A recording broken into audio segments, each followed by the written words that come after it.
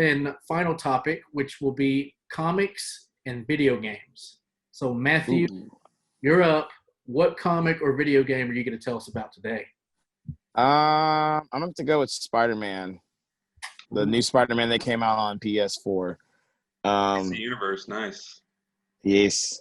In all honesty, I've been a big Spider-Man fan my whole life. Like a super big Spider-Man fan. I've played pretty much all the games, even dating back to the one on Nintendo 64 Oh, and the Oh wow, original. that's Yeah, like throwback. I've played the Game Boy ones. I've played the Game Boy Advance, the PSP ones, or 3DS. That's what it is, Nintendo 3DS. But honestly, seeing the whole evolution of the Spider-Man games, and then playing the most recent one that came out, they nailed it. Like as far as like realistic, you could see him swinging off buildings. You can do all these cool aerial like acrobat stuff. It makes you feel like you're actually swinging in New York. Like they did a really good job on that. I think it's fun to play. Uh, the fighting on the game, as far as like the combos and the dodging and stuff like that, is the funnest I think I've played, honestly.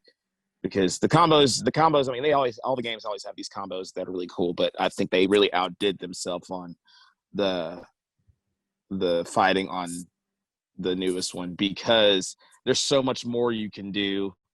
You have like a big arsenal of stuff you can use as far as, fighting a huge amount of people. Because, of course, like in the earlier games, if there was a bigger crowd, it was a little bit harder to take on all of them. yeah. And now it's like Mhm. it's like a lot faster. It's a lot more fluid. It's like actually watching Spider-Man, but playing him as a character, and him just being fluid in all his moves and everything. It's really cool how they did it. I love that game. I've already beat it like 20 times already. So, Wow. Okay, quit bragging. I mean, What are some of the things But you can do in the game? huh? What are some of the things you can do or like characters you can play as? Is it pretty cut and dry Spider-Man game, or is there something new they brought to the table? Well, of course, a lot of people, in the last previous Spider games have Spider-Man games have gone through the course of playing whichever suit you want. oh yeah, There's like, I think, a good solid 30 or 40 suits you can play in, and it all depends on how you level up during the game.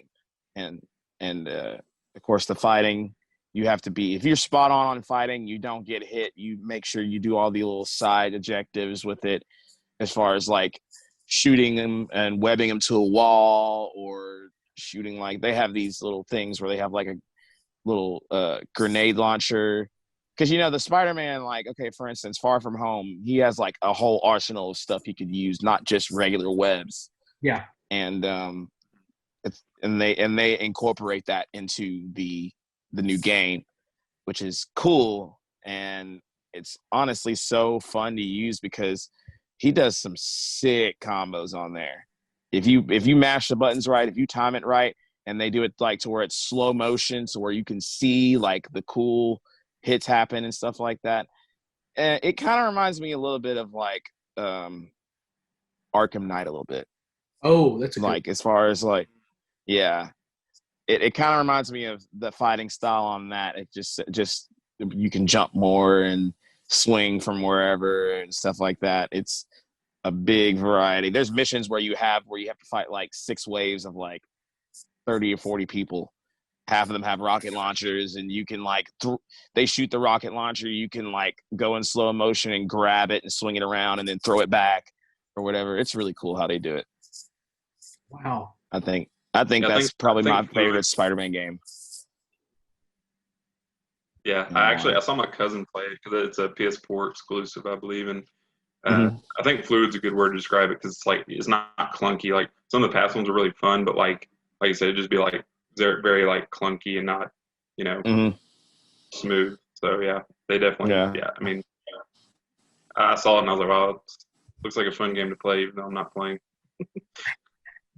Well, for me, I've played Spider-Man for the original PlayStation back in the day. Yeah, I remember that on the old I remember that on one. PS1 and 2. It's fun, but man, those graphics are like blocky as all get out, and Yeah. it's just so funny to watch. Just the gameplay. You go on YouTube and like you could just roast the entire thing, but it's a classic game, and Right. it shows you Mhm. how far they've come with this newer game. I'm sure the graphics Yeah. are incredible. Graphics Exactly. are so close to looking realistic. Like it's pretty much on point. They go into detail on a lot of it. They really took their time with it, and it's like a real layout of New York. Like, so they did a fantastic job of making sure that was like top notch. Everything, all the details on the game, with the fighting, the view, the swinging and slow motion and everything, the in between credit scenes, like they knocked it out of the park. Awesome. Pretty sick. There you go. Yep, absolutely. Cool. We'll have to check that out. I still have a PS3, so I don't know if I'll be able to even play that. I've had that since since they dropped it, I guess. I can't Or you even can just get the PS5. I'm sure they'll release one on there. Yeah. possibly. Just stick with the odd numbered PlayStations. All right. Well, I'm going to kind of pivot us now, and we've talked about games, so now we're going to talk a little bit about some comics. So, basically, I'm going to run through just a couple of titles that I've been reading lately that are considered like new releases coming out this past summer and are really good. So, first off, I have is Snake Eyes Dead Game. And basically, if Ooh. you're not familiar with Snake Eyes, he's a character from the G.I. Joes. He's like an assassin, like ninja type character. He doesn't speak, and he wears this all black suit. He's just all around just amazing character, just so cool to watch, whether on a movie or animation or even just a comic panel. But essentially, this one's pretty cut and dried. It's just fun, action-packed story about Snake Eyes and kind of the origin of the character a little bit, and kind of reaches back to what's called here is the Dead Game. Incorporates a new character who is like this ancient mummy-looking guy who has this sword called the Death Sword, and apparently has a connection to Snake Eyes in a way, where it kind of almost makes you immortal to some extent. But it's a really Need cool. to get me one of those. Yeah. But Sounds like a deal. I've only read the first issue. That's the only one come out. I think the next one comes out in September. But it's fun, action-packed, lots of fighting panels, lots of guns and swords if you're into that. Ninja action. The art is drawn by Rob Liefeld, who, if you don't know, is the creator and the artist for Deadpool. And Yeah. really cool to see because it's almost a Deadpool book if you think about it. Like, just if you paint it red and completely forgot that it was G.I. Joe, you'd be like, this is a cool Deadpool story. But Yeah. It's his cousin, actually. it also features some classic G.I. Joe characters, which I'm not as familiar with, but I'm aware of some of the characters. It's got Scarlet, Roadblock, and people like that. But yeah, definitely something to watch out for. And I believe they're making a Snake Eyes live action movie. So if you Sweet. Snake Eyes action, check this out before the movie comes out. But there's that. Yeah. The second title I have is called Batman: The Adventure Continues. So I don't know if you guys were a fan of the Batman animated series back in the day. I loved it. This story, which they put out, there's 14 issues. 7 of them are going to be in print, and the rest are digital. But I'm going to collect the first 7.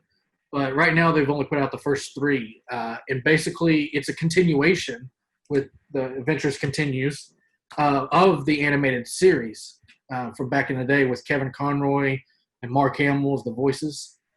So it kind of takes that Batman and extends his story further, and the first 3 issues kind of explores the Bat family with Robin, who is actually Tim Drake in this story, and you've got Batgirl over here, and actually joined by Deathstroke and Wilson.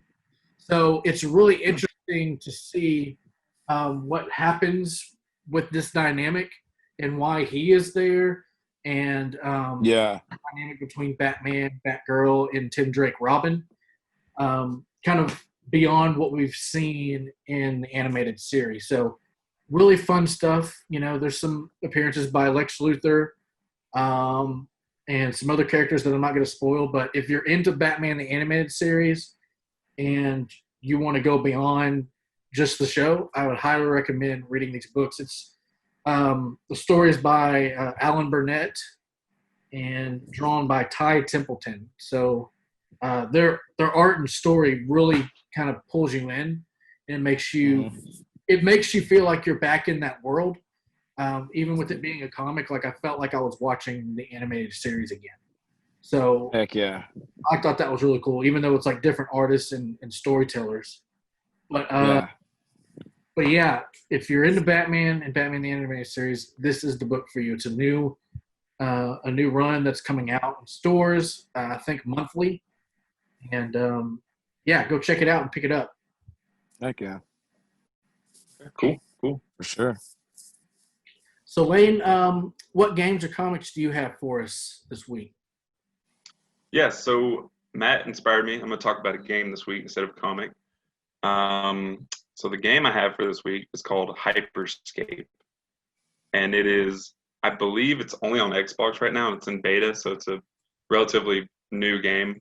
By the time this comes out, the full game should be out. But basically, it's a online battle royale with tons of people. It's basically like if Tron was to be a battle royale.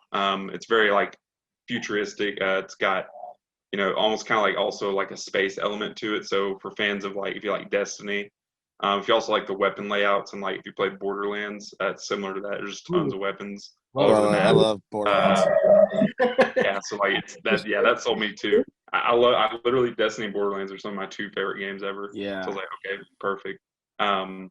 It's free, so I was like, if it's free, it's for me. So it's all adding up, and so yeah, it's really fun. Like it's literally, but like I said, battle royale, and like as you play on the map slowly starts to dissolve into blackness, and if you get like stuck in the darkness, you pretty much fall off the map, and like you're just gone.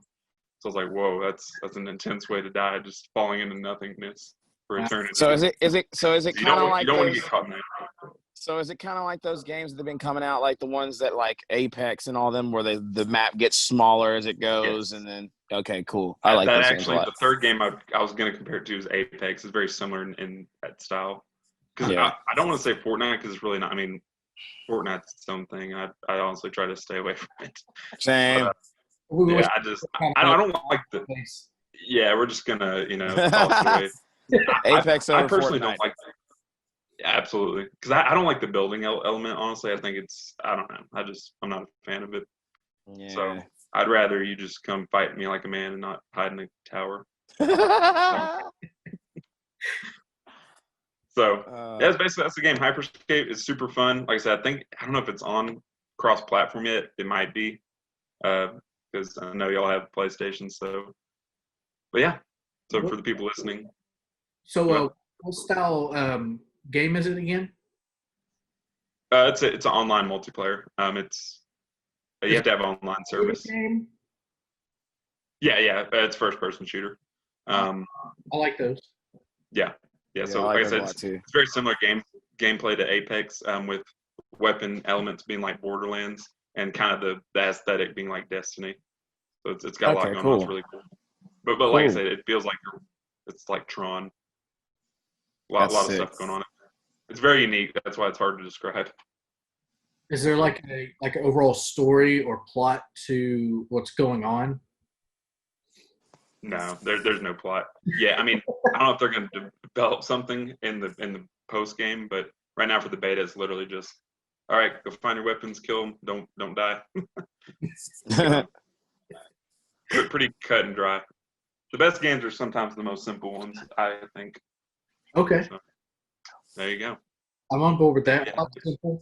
Simple's good. Some of these Yeah. games are like ridiculously complex, and it's like, do we really need all that? It's Yeah. like all these special things that you probably never do, or like all these separate areas. It's like, well, nobody ever goes over there. It's like stick with the mission. Yeah, I know, like all these side quests. I'm like, I don't got time for this. Ain't nobody got time for this. Right. But anyway,